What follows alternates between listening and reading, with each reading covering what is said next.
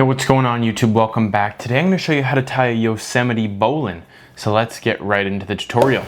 As with all bowline variations, the Yosemite bowline starts by making our loop. Alright, we're going to go through, we're going to start to tie our traditional bowline. But quick thing here, I'm about to finish this traditional bowline. And what I'm going to do is I'm going to come through. I'm actually going to come through, and instead of coming here like a traditional bowline, I'm going to come here, okay? And you're going to be thinking, alright. But then what we're going to do, if you're watching here, what I'm going to do is I'm going to cross over, okay, just like that, all the way around the back, okay, and then through this loop right here, from the back, okay, alright.